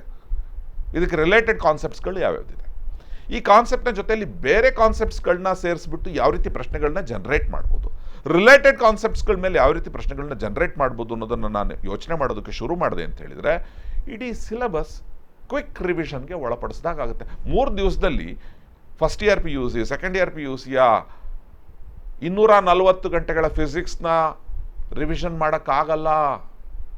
ಎಲ್ಲ ಪುಸ್ತಕಗಳನ್ನ ಹರಡ್ಕೊಂಡು ಕುತ್ಕೊಂತೀನಿ ಅಂತ ಹೇಳಿದರೆ first year PUC 120 hours of syllabus ಇದೆ, ಫಿಸಿಕ್ಸ್ 120 hours ಆಫ್ ಸಿಲೆಬಸ್ ಇದೆ ಸೆಕೆಂಡ್ ಇಯರ್ದು. ಹಾಗೆಯೇ ಪ್ರತಿ ಸಬ್ಜೆಕ್ಟ್ನಲ್ಲಿ ಕೆಮಿಸ್ಟ್ರಿಯಲ್ಲಿ 120 ಫಸ್ಟ್ ಇಯರ್ ಸೆಕೆಂಡ್ ಇಯರ್ ಅಂದರೆ ಆ ಪ್ರಮಾಣದಲ್ಲಿ ಸಿಲೆಬಸ್ ಇದೆ. ಅದನ್ನು ನಾನೀಗ 3 ದಿವಸದಲ್ಲಿ ಕುತ್ಕೊಂಡು ಎಲ್ಲ ಪುಸ್ತಕಗಳನ್ನ ಕೆದರ್ಕೊಂಡು ಕುತ್ಕೊತೀನಿ, ರಿವಿಷನ್ ಮಾಡ್ತೀನಿ ಅಂದ್ರೆ ಆಗಲ್ಲ. ಬಟ್ ಈ ಡೀಟೇಲ್ ಅನಾಲಿಸಿಸ್ನಲ್ಲಿ ನಾನು ಹೇಳಿದ ರೀತಿಯಲ್ಲಿ ಮಾಡ್ತಾ ಹೋದರೆ ಎಲ್ಲದೂ ನೀವು ರಿವಿಷನ್ ಮಾಡಿದಾಗುತ್ತೆ, ನಿಮ್ಮ ಕಾನ್ಫಿಡೆನ್ಸ್ ಲೆವೆಲ್ ಹೆಚ್ಚಾಗುತ್ತೆ. ಇದು ಒಂದು. ಇನ್ನೊಂದು ಮುಖ್ಯವಾದ ಪ್ರಶ್ನೆ ಕೇಳಿದ್ರಿ ನೀವು, ಟೈಮ್ ಮ್ಯಾನೇಜ್ಮೆಂಟ್ ಹೆಂಗೆ ಅಂತ ಹೇಳಿ ಅಂತ. ಹೌದು, 75 ಪ್ರಶ್ನೆಗಳಿರುವಂತಹ JEE ಮೇನ್ಸ್ನಲ್ಲೂ ಸಹ ಸಮಯದ ಒಂದು ಅಭಾವ ಆಯಿತು ಅಂತೇಳಿ ವಿದ್ಯಾರ್ಥಿಗಳು ಬಂದು ಹೇಳೋದನ್ನು ಕೇಳಿದ್ದೀವಿ ನಾವು. 75 ಪ್ರಶ್ನೆ 3 ತಾಸಿನಲ್ಲಿ, 180 ಪ್ರಶ್ನೆ ನೀಟ್ ಅದು 3 ತಾಸಿನಲ್ಲಿ. ಯಾಕೆ ಅನ್ನೋದನ್ನು ನಾನು ಹೇಳಿದೆ ಹಿಂದೆ. JEE ಮೇನ್ಸ್ನಲ್ಲಿ 75 ಪ್ರಶ್ನೆಗಳು ಮಾತ್ರ ಆದ್ರೂ ಅಲ್ಲಿ ತುಂಬ ಆಳವಾಗಿ ಆಲೋಚನೆ ಮಾಡಬೇಕಾಗುತ್ತೆ, ಕ್ಯಾಲ್ಕುಲೇಷನ್ ಮಾಡಬೇಕಾಗುತ್ತೆ, ವರ್ಕ್ ಮಾಡಿಬಿಟ್ಟು ಆನ್ಸರ್ಸ್ನ ಹುಡುಕಬೇಕಾಗುತ್ತೆ ಅಂಥೇಳಿ. ಕಾನ್ಸೆಪ್ಟ್ಸ್ನ ಅಪ್ಲಿಕೇಶನ್ ಲೆವೆಲ್ನಲ್ಲಿ ತೊಗೊಂಡೋಗಿ ಆನ್ಸರ್ಸ್ನ ಹುಡುಕಬೇಕಾಗುತ್ತೆ ಅಂತೇಳಿ. ಹಾಗಾಗಿ ಅಲ್ಲಿ ಸಮಯ ಬೇಕಾಗುತ್ತೆ ಅಂತ. ಎನಿವೆ, ಸಮಯದ ಒಂದು ಮ್ಯಾನೇಜ್ಮೆಂಟ್ JEE ಮೇನ್ಸ್ ಆಗಲಿ ನೀಟ್ ಆಗಲಿ ಮಾಡಲೇಬೇಕು. ಇದು ಹೇಗೆ ಮಾಡೋದು? ಒಂದು ನಾನು ಹೇಳಿದೆ, ಪ್ರಾಕ್ಟೀಸ್ ಮಾಡುವಾಗ ಕೈಯಲ್ಲಿ ವಾಚ್ ಇಟ್ಕೊಂಡು ನೋಡ್ತಾ ಹೋಗಿ, ಮ್ಯಾನೇಜ್ ಮಾಡ್ತಾ ಹೋಗಿ. 1 ನಿಮಿಷಕ್ಕೆ ನೀಟಾದರೆ 1 ಪ್ರಶ್ನೆಗಿಂತ ಜಾಸ್ತಿ ಪ್ರಶ್ನೆಗಳನ್ನ ಮಾಡುವಂಥ ಪ್ರಯತ್ನ ಮಾಡೋದು. ಅಂದರೆ ಸರಿ ಸುಮಾರು 1 ಮುಕ್ಕಾಲು ನಿಮಿಷಕ್ಕೋ 1.5 ನಿಮಿಷಕ್ಕೋ 2 ಪ್ರಶ್ನೆಗಳಾಗೋ ರೀತಿಲಿ ಆನ್ಸರ್ ಮಾಡ್ತಾ ಹೋಗೋದು. ಇದೆಲ್ಲ ಮಾಡ್ತಾ ಹೋಗಿ. ಇನ್ನೊಂದು ಬಹಳ ಮುಖ್ಯವಾದಂತಹ ಟಿಪ್ಸ್ನ ನಾನು ಕೊಡ್ತಾ ಇದ್ದೇನೆ. ಏನಪ್ಪ ಅಂದರೆ, ಈಗ JEE ಮೇನ್ಸ್ 3 ಅವರ್ಸ್ನಲ್ಲಿ 75 ಕ್ವೆಶನ್ಸ್ ಆನ್ಸರ್ ಮಾಡಲಿಕ್ಕಿದೆ. ನೀಟ್ನಲ್ಲಿ 180 ಕ್ವೆಶನ್ಸ್ 3 ಅವರ್ಸ್ನಲ್ಲಿ ಆನ್ಸರ್ ಮಾಡಲಿಕ್ಕಿದೆ. ಪ್ರಾಕ್ಟೀಸ್ ಮಾಡುವಾಗ ನೀ 3 ಅವರ್ಸ್ಗಿಂತಲೂ ಕಡಿಮೆ ಸಮಯನ ಸೆಟ್ ಮಾಡಿಕೊಂಡು ಪ್ರಾಕ್ಟೀಸ್ ಮಾಡು. 2.5 ತಾಸಿಗೆ 180 ಕ್ವೆಶನ್ಸ್ಗಳ ಮಾಕ್ ನೀಟ್ನ ನಾನು ಆನ್ಸರ್ ಮಾಡ್ತೀನಿ ಅಂತ ಹೊರಡು. ಇದ್ರ ಜೊತೆಗೆ ಪ್ರೆಷರ್ನಲ್ಲಿ ಕೆಲಸ ಮಾಡೋದನ್ನ ಕಲಿ. ಪ್ರೆಷರ್ ಒಳ್ಳೆಯದಲ್ಲ ಅಂತ ಹೇಳ್ತಾರೆ, ಹೌದು, ಆದರೆ ಒಂದು ಮಟ್ಟದ ಪ್ರೆಷರ್ ಬೇಕು, ಒಂದು ಹಂತದ ಪ್ರೆಷರ್ ಬೇಕು. ಪ್ರಾಕ್ಟೀಸ್ ಮಾಡುವಾಗಲಾದರೂ ಅದನ್ನು ನಾವು ತಂದ್ಕೋಬೇಕು. 5 ತಾಸು ಸಮಯ ತೆಗೆದುಕೊಳ್ಳಿ, ಕಂಟಿನ್ಯೂಸ್ ಆಗಿ 2 ಪೇಪರ್ಸ್ನ ನೀಟ್ ಪೇಪರ್ಸ್ನ ಆನ್ಸರ್ ಮಾಡಿ. ಅಂದರೆ 3 ಗಂಟೆ ಪೇಪರ್ನ 2.5 ಗಂಟೆಗೆ ಸಾಲ್ವ್ ಮಾಡೋದಕ್ಕೆ ಆ ಪ್ರೆಸರ್ನ ಮೈ ಮೇಲೆ ಹಾಕೊಂಡ್ರೆ ಒಂದು 3 ಗಂಟೆ ಪೇಪರ್ನ 2.5 ಗಂಟೆಯಲ್ಲಿ ಆನ್ಸರ್ ಮಾಡೋದು ಸರಿ ಹಾಲಸ್ವಾಮಿ ಸರ್. ಇನ್ನೊಂದು ನಾನು ಹೇಳ್ತಾ ಇರೋದು, 2 ಪೇಪರ್ಸ್ನ ಅಟ್ ಎ ಟೈಮ್ ಆನ್ಸರ್ ಮಾಡೋದು. ಅಂದರೆ 180 ಕ್ವೆಶನ್ಸ್ಗಳ ಒಂದು ಪೇಪರ್ಗೆ 3 ಅವರ್ಸ್, 180 ಪ್ರಶ್ನೆಗಳ ಇನ್ನೊಂದು ಪೇಪರ್ಗೆ 3 ಅವರ್ಸ್ ಅಂತ ಏನಿದೆ, ಅದನ್ನು 2.5 ಅವರ್ಸ್ನಲ್ಲಿ ಒಂದು ಪೇಪರ್, ಮತ್ತೆ ಬ್ಯಾಕ್ ಟು ಬ್ಯಾಕ್ ಗ್ಯಾಪೇ ಕೊಡ್ದಂಗೆ ಇನ್ನೊಂದು ಪೇಪರ್ ತೊಗೊಂಡು ಆನ್ಸರ್ ಮಾಡೋದು. ಅಂದರೆ ಮೆದುಳು ಒತ್ತಡದಲ್ಲಿದ್ದಾಗ ಇನ್ನೊಂದು ಚೂರು ಒತ್ತಡ ಕೊಡೋದು ಅದಕ್ಕೆ. ಯಾವಾಗ? ಪ್ರಾಕ್ಟೀಸ್ ಮಾಡುವಾಗ. ನಾನು ಹೇಳ್ತಾರೆ, ಪ್ರಾಕ್ಟೀಸ್ ಮಾಡುವಾಗ. ಪರೀಕ್ಷೆ ಹಾಲ್ನಲ್ಲಿ ಹೋದಾಗ ಅಂಥ ಸಿಚುವೇಶನ್ ಇರೋಲ್ಲ, ಬಟ್ ಪ್ರಾಕ್ಟೀಸ್ ಮಾಡುವಾಗ ಈ ರೀತಿ ಮಾಡಿದರೆ ಆ ನಂತರ ನಿಮಗೆ 3 ತಾಸಿನಲ್ಲಿ ನೀಟ್ ಪರೀಕ್ಷೆ ಬರೆಯೋದಾಗಲಿ ಅಥವಾ ಸಮಯದ ಮಿತಿಯಲ್ಲಿ JEE ಪರೀಕ್ಷೆ ಬರೆಯೋದಾಗಲಿ ತುಂಬ ಸಮಸ್ಯೆ ಅಂತ ಅನಿಸಲ್ಲ. Time management is possible. ಬರೀ ಒಳ್ಳೆ ರಣನೀತಿಯ ತಿಳಿಸ್ಕೊಟ್ರಿ ಸರ್. ಸರ್, ಇನ್ನೊಂದು ಮಾರ್ಕ್ ಮಾಡುವಾಗ ಅವ್ರು ಏನೇನು ಸೂಚನೆಗಳನ್ನು ಪಾಲನೆ ಮಾಡಬೇಕು? ಅವ್ರು ಆ ಟೈಮಲ್ಲಿ ಆನ್ಸರ್ ಮಾಡುವಾಗ ಮಾರ್ಕ್ ಮಾಡೋದ್ರ ಬಗ್ಗೆ ಏನಾದ್ರು? ಫೈನ್. JEE ಮೇನ್ಸ್ ಪರೀಕ್ಷೆ ಆನ್ಲೈನ್ನಲ್ಲಿ ನಡೆಯೋದು ಅಂತ ಹೇಳಿದೆ. ಆನ್ಲೈನ್ನಲ್ಲಿ ನಡೆಯುವಂಥ JEE ಮೇನ್ಸ್ ಪರೀಕ್ಷೆಯಲ್ಲಿ ಮಾರ್ಕಿಂಗ್ ಅವನು ಸಿಸ್ಟಮ್ನಲ್ಲೇ ಮಾಡ್ತಾ ಹೋಗ್ತಾನೆ. ಸಿಸ್ಟಮ್ನಲ್ಲಿ ಬಬಲ್ಸ್ಗಳಿರುತ್ತೆ. ಪ್ರತಿ ಪ್ರಶ್ನೆಯ ಸಂಖ್ಯೆ ಮುಂದೆ 4 ಆಪ್ಷನ್ಸ್ಗಳಿಗೆ 4 ಬಬಲ್ಸ್ಗಳಿರುತ್ತೆ. ಆ ಬಬಲ್ಸ್ಗಳನ್ನ ಅವನು ಫಿಲ್ ಮಾಡ್ತಾ ಹೋಗ್ತಾನೆ. ಅಲ್ಲಿ ಒಂದೇ ಬಬಲ್ ಅದು ತೆಗೆದುಕೊಳ್ಳೋದು ಫಿಲ್ ಮಾಡಲಿಕ್ಕೆ ಹೊರಟ್ರೆ. 4 ಬಬಲ್ನಲ್ಲಿ 2 ಬಬಲ್ ಫಿಲ್ ಅಪ್ ಮಾಡ್ತೀನಿ ಅಂದರೆ ತಗೊಳ್ಳಲ್ಲ ಅದು ಸಾಫ್ಟ್ವೇರ್. 1 ಬಬಲ್ ಮಾತ್ರ ಫಿಲ್ ಅಪ್ ಮಾಡೋಕ್ಕೆ ಸಾಧ್ಯ ಆಗೋದು, ಮತ್ತು ಅದು ಸಿಸ್ಟಮ್ನಲ್ಲೇ ಬಬಲ್ನ ಫಿಲ್ ಮಾಡ್ತಾನೆ. ಆದರೆ ನೀಟ್ ಪರೀಕ್ಷೆಗೆ OMR ಶೀಟ್ ಅಂತೇಳಿ ಕೊಡ್ತಾರೆ. ಆ OMR ಶೀಟ್ಗೆ ಒಂದಿಷ್ಟು ಪರೀಕ್ಷೆ ಪ್ರಾರಂಭ ಆಗೋದಕ್ಕೂ ಮುಂಚೆ ಫಿಲಪ್ ಮಾಡೋದಕ್ಕೆ ಡೀಟೇಲ್ಸ್ಗಳಿರುತ್ತೆ. ಬಹಳ ಮುಖ್ಯವಾಗಿ ಹೇಳ್ತಾ ಇದ್ದೀನಿ ನೋಡಿ, ನಾನು ತುಂಬ ಚೆನ್ನಾಗಿ ಪ್ರಿಪೇರ್ ಆಗಿದ್ದೀನಿ. 180 ಪ್ರಶ್ನೆಗಳಿಗೆ 170ಕ್ಕೂ ಹೆಚ್ಚು ಪ್ರಶ್ನೆಗಳಿಗೆ ಸರಿಯಾದಂಥ ಉತ್ತರ ಕೊಡೋ ಮಟ್ಟದಲ್ಲಿ ನನ್ನ ಪರೀಕ್ಷೆ ಆಗಿದೆ. ಅದು ನನ್ನ ರಿಸಲ್ಟ್ ಹಾಳಾಯಿತು ಅಂತ ಹೇಳಿದರೆ ಅದಕ್ಕೆ ಕಾರಣ ಏನು ಅಂತ ಹೇಳಿದರೆ, OMR ಶೀಟ್ನಲ್ಲಿ ಏನೆಲ್ಲ ಫಿಲ್ ಮಾಡಲಿಕ್ಕಿದೆ ನಾನು ಪ್ರಾರಂಭದಲ್ಲಿ ಸರಿಯಾಗಿ ಫಿಲ್ ಮಾಡದೇ ಇದ್ದಾಗ ಈ ಸಮಸ್ಯೆ ಆಗುತ್ತೆ. ರೋಲ್ ನಂಬರ್ ಸರಿಯಾಗಿ ಫಿಲ್ ಮಾಡಬೇಕು. ಹಾಗೆಯೇ ಆ ಕ್ವೆಶ್ಚನ್ ಪೇಪರ್ಗೆ ವರ್ಷನ್ಸ್ಗಳಿರುತ್ತೆ. ಒಂದು ಎಕ್ಸಾಮಿನೇಷನ್ ಸೆಂಟರ್ನ ಒಂದು ರೂಮ್ನಲ್ಲಿ ಕೂತ್ಕೊಂಡಿರುವಂತಹ 12 ವಿದ್ಯಾರ್ಥಿಗಳು, 18 ವಿದ್ಯಾರ್ಥಿಗಳು, 16 ವಿದ್ಯಾರ್ಥಿಗಳು ಏನಿರ್ತಾರೆ ಅವರೆಲ್ಲರಿಗೂ ಒಂದೇ ವರ್ಷನ ಪೇಪರ್ ಬಂದಿರಲ್ಲ. ಈಗಾಗಲೇ ಮಕ್ಕಳು CET ಬರೆದಾಗ ಅದು ಅನುಭವಕ್ಕೆ ಬಂದಿರುತ್ತೆ. ಸೊ ಆ ವರ್ಷನ್ಸ್ಗಳು ಬೇರೆ ಬೇರೆ ಆಗೋದ್ರಿಂದ ಆ ವರ್ಷನ್ ಯಾವುದು ಅನ್ನೋದನ್ನು ನಾವು ನೀಟಾಗಿ ಫಿಲ್ ಮಾಡಬೇಕು. ಆ ವರ್ಷನ್ಗೆ ತಕ್ಕ ರೀತಿಯಲ್ಲಿ ಕ್ವೆಶ್ಚನ್ ನಂಬರ್ಸ್ಗಳು ಶಫಲ್ ಆಗಿರ್ತವೆ, ಆಪ್ಷನ್ಸ್ಗಳು ಶಫಲ್ ಆಗಿರ್ತವೆ, ಆನ್ಸರ್ ಕೀಸ್ಗಳು ಬೇರೆ ಬೇರೆ ಇರ್ತವೆ. ಅದನ್ನೆಲ್ಲ ಸರಿಯಾಗಿ ಫಿಲ್ ಮಾಡ್ಕೋಬೇಕು. ಅದಾದ ನಂತರ ನೋಡಿ, OMR ಶೀಟ್ನ ಫಿಲ್ ಮಾಡಲಿಕ್ಕಿರುವಂಥ ನೀಟ್ ಪರೀಕ್ಷೆಯಲ್ಲಿ ಆ OMR ಶೀಟ್ನಲ್ಲಿ ಮಾರ್ಕ್ ಮಾಡ್ತಾ ಹೋಗೋದಕ್ಕೆ ಒಂದಿಷ್ಟು ಸಮಯ ತೆಗೆದುಕೊಳ್ಳುತ್ತೆ. ಅಲ್ಲೊಂದಿಷ್ಟು ಸಮಯ ಸೇವ್ ಮಾಡಲಿಕ್ಕೆ ಸಾಧ್ಯ ಇದೆ. JEE ಮೇನ್ಸ್ನಲ್ಲಿ ಆನ್ಲೈನ್ ಅದು ಅಲ್ಲೇನೆ ಸಿಸ್ಟಮ್ನಲ್ಲೇ ನೀವು ಬಬಲ್ನ ಫಿಲ್ ಮಾಡ್ತಾ ಹೋಗ್ತೀರಿ. ಅಲ್ಲಿ ಅಷ್ಟೊಂದು ಸಮಯದ ಸಮಸ್ಯೆ ಆಗಲ್ಲ. ಕೊನೆಗೆಲ್ಲ ಫಿಲ್ ಮಾಡಾದ್ಮೇಲೆ ಸಬ್ಮಿಟ್ ಅಂತ ಕೊಡ್ತೀರಿ. ಇಲ್ಲಿ OMR ಶೀಟ್ನಲ್ಲಿ ಬ್ಲ್ಯಾಕ್ ಬಾಲ್ ಪಾಯಿಂಟ್ ಪೆನ್ ಅಥವಾ ಬ್ಲೂ ಇಂಕ್ನ ಬಾಲ್ ಪಾಯಿಂಟ್ ಪೆನ್ನ ತೆಗೆದುಕೊಂಡು ಶೇಡ್ ಮಾಡೋಕ್ಕೆ ಹೊರಟಾಗ ಟೈಮ್ ತಗೊಳುತ್ತೆ. ನಾನು ಬ್ಲ್ಯಾಕ್ ಬ್ಲೂ ಎರಡರಲ್ಲಿ ಯಾವುದನ್ನು ಬಳಸಿದ್ರೂ ನಡೀತದೆ. ಬ್ಲ್ಯಾಕ್ ಬಾಲ್ ಪಾಯಿಂಟ್ ಪೆನ್ನ ಪ್ರಿಫರ್ ಮಾಡ್ತೀನಿ. ಬ್ಲ್ಯಾಕ್ ಇಂಕ್ನ ಬಾಲ್ ಪಾಯಿಂಟ್ ಪೆನ್ನ ಪ್ರಿಫರ್ ಮಾಡಿ ಶೇಡ್ ಮಾಡೋದನ್ನು ಹೇಳ್ತೇನೆ. ಒಂದು, ಅದನ್ನು ಬಳಸಿ ಶೇಡ್ ಮಾಡುವಾಗ ಸಮಯ ತೆಗೆದುಕೊಳ್ಳುತ್ತೆ ಅಂತ ಹೇಳಿದೆ. ಹಾಗಾಗಿ ಏನು ಮಾಡ್ಬೋದಪ್ಪ ಇಲ್ಲಿ ಅಂತ ಹೇಳಿದರೆ, ಬಯಾಲಜಿ ಪಾರ್ಟ್ನ 90 ಕ್ವೆಶನ್ಸ್ಗಳಿಗೆ 3 ರೌಂಡಲ್ಲೋ 4 ರೌಂಡಲ್ಲೋ ಆನ್ಸರ್ ಮಾಡುವಾಗ ಆನ್ಸರ್ಸ್ಗಳನ್ನು ಡಾಟ್ ಇಡೋದ್ರ ಮೂಲಕ ಮಾರ್ಕ್ ಮಾಡ್ಕೋಬೋದು ನಾವು, OMR ಶೀಟ್ನಲ್ಲೋ ಅಥವಾ ಕ್ವೆಶನ್ ಪೇಪರ್ನಲ್ಲೋ. ಆಮೇಲೆ ಬಯಾಲಜಿ ಪಾರ್ಟ್ನ 90 ಪ್ರಶ್ನೆಗಳಿಗೆ 4 ರೌಂಡ್ನಲ್ಲಿ ಆನ್ಸರ್ ಮುಗೀತು ಅಂತಿದ್ದ ಹಾಗೇನೆ ಶೇಡ್ ಮಾಡೋದು. ಅಂದರೆ ಮೊದಲನೇ ಪ್ರಶ್ನೆ ಇದಕ್ಕೇನು ಅಂತ ಓದ್ಕೊಂಡು ಇದನ್ನ ಅರ್ಥ ಮಾಡಿಕೊಂಡು ಇದಕ್ಕೆ ಆಪ್ಷನ್ಸ್ಗಳನ್ನ ನೋಡಿ ಅದಕ್ಕೆ ಯಾವುದು ಅಂತ ಆನ್ಸರ್ ಹುಡುಕಿ ಆಮೇಲೆ OMR ಶೀಟ್ನಲ್ಲಿ ಮಾರ್ಕ್ ಮಾಡೋದು. ಮತ್ತೆ ವಾಪಸ್ಸು ಎರಡನೇ ಪ್ರಶ್ನೆಗೆ ಕ್ವೆಶ್ಚನ್ ಪೇಪರ್ಗೆ ಬರೋದು, ಮತ್ತೆ ಓದೋದು, ಮತ್ತೆ ಅರ್ಥ ಮಾಡ್ಕೊಳ್ಳೋದು, ಮತ್ತೆ ಆಪ್ಷನ್ಸ್ಗಳೇನು ಅನ್ನೋದನ್ನು ನೋಡೋದು, ಅದಕ್ಕೆ ಯಾವುದು ಆಪ್ಷನ್ನು ಸರಿಯಾದ ಉತ್ತರ ಅಂತ ಯೋಚನೆ ಮಾಡೋದು. ಆಮೇಲೆ OMR ಶೀಟ್ನಲ್ಲಿ ಎರಡನೇ ಕ್ವೆಶ್ಚನ್ ನಂಬರ್ ಎಲ್ಲಿದೆ ಅಂತ ಹುಡುಕಿ ಅದರ ಎದುರುಗಡೆ ಇರೋ ಆಪ್ಷನ್ನ ಮಾರ್ಕ್ ಮಾಡ್ತಾ ಹೋಗೋದೇನಿದೆ, ಇದು ಅಷ್ಟು ಸಮಂಜಸ ಅಲ್ಲ. ಟೈಮ್ ತಿನ್ನತ್ತೆ ಅಂತ. ಹೌದು, ಟೈಮ್ ತಿನ್ನುತ್ತೆ. ಅದಕ್ಕೋಸ್ಕರ ನಾನು ಹೇಳ್ತಾ ಇರೋದು, ಖಂಡಿತವಾಗ್ಲೂ ತಾವು ಹೇಳ್ದ ಹಾಗೆ ಟೈಮ್ ಉಳಿಸ್ಕೊಳ್ಳಿಕ್ಕೆ, ಟೈಮ್ ತಿಂದೇ ಇರೋ ರೀತಿಯಲ್ಲಿ ಮಾಡ್ಕೊಳ್ಳಿಕ್ಕೆ 90 ಪ್ರಶ್ನೆಗಳನ್ನ 4 ರೌಂಡ್ನಲ್ಲಿ ಕ್ವೆಶ್ಚನ್ ಪೇಪರ್ನ ಇಟ್ಕೊಂಡು ಆನ್ಸರ್ ಮಾಡ್ಕೊಳ್ತಾ, ಆನ್ಸರ್ಸ್ಗಳನ್ನ OMR ಶೀಟ್ನ ಬಬಲ್ಸ್ಗಳಲ್ಲಿ ಟಿಕ್ ಮಾಡ್ಕೊತಾ, ಅಥವಾ ಟಿಕ್ ಮಾಡೋದಕ್ಕಿಂತ ಬಬಲ್ಸ್ನ ಒಳಗಡೆ ಒಂದು ಡಾಟ್ ಇಟ್ಕೊಳ್ತಾ, ಅಥವಾ ಕ್ವೆಶ್ಚನ್ ಪೇಪರ್ನಲ್ಲಿ ಒಂದು ಡಾಟ್ನ ಇಟ್ಕೊಳ್ತಾ, ಆಮೇಲೆ ಅವುಗಳಿಗೆಲ್ಲ ಫಿಲಪ್ ಮಾಡ್ಕೊಳ್ಳೋದು. ಬಯಾಲಜಿ ಇದೇ ರೀತಿ ಮುಗಿದ ಮೇಲೆ ನಿಮಗೆ ಕೆಮಿಸ್ಟ್ರಿ ಇದೆಯಾ, ಕೆಮಿಸ್ಟ್ರಿ ಪಾರ್ಟ್ನ ಆನ್ಸರ್ ಮಾಡಿ ಅದೇ ರೀತಿ. ಅದಾದಮೇಲೆ ಫಿಸಿಕ್ಸ್ ಅಟೆಂಪ್ಟ್ ಮಾಡಿ. So is the case with JEE mains. ಅಲ್ಲಿ ನಿಮಗೆ ಮೊದಲು ಕೆಮಿಸ್ಟ್ರಿ ಈಸಿ ಅಂತ ಹೇಳಿ ಕೆಮಿಸ್ಟ್ರಿ ಆನ್ಸರ್ ಮಾಡ್ತೀರಾ, ಮಾಡಿ. ಆಮೇಲೆ ಫಿಸಿಕ್ಸ್ ಇದೆ ಅಂತ ಅದು ಮಾಡ್ತೀರಾ, ಮಾಡಿ. ಆಮೇಲೆ ಮ್ಯಾಥಮೆಟಿಕ್ಸ್ ಈಸಿ ಇದೆ ಅಂತ ಹೇಳಿದ್ರೆ ಅದು ಮಾಡ್ತೀರಾ, ಮಾಡಿ. ಆಯಾ ಪಾರ್ಟ್ದು 4 ರೌಂಡಲ್ಲಿ ಆನ್ಸರ್ಸ್ ಮಾಡ್ತಿದ್ದ ಹಾಗೆ ಅಲ್ಲಲ್ಲಿ OMR ಶೀಟ್ನ ಫಿಲಪ್ ಮಾಡಿಕೊಂಡ್ರೆ JEE ಮೇನ್ಸ್ನಲ್ಲಿ ಕನಿಷ್ಠ ಅಂತ ಹೇಳಿದರೆ ಒಂದು 5 ರಿಂದ 6 ನಿಮಿಷ ಉಳಿತದೆ, ಸೇವ್ ಆಗುತ್ತೆ. ನೀಟಲ್ಲಿ ಒಂದು 8 ರಿಂದ 10 ನಿಮಿಷನಾದ್ರು ನಿಮಗೆ ಅಡ್ವಾಂಟೇಜ್ ಸಿಗ್ತದೆ.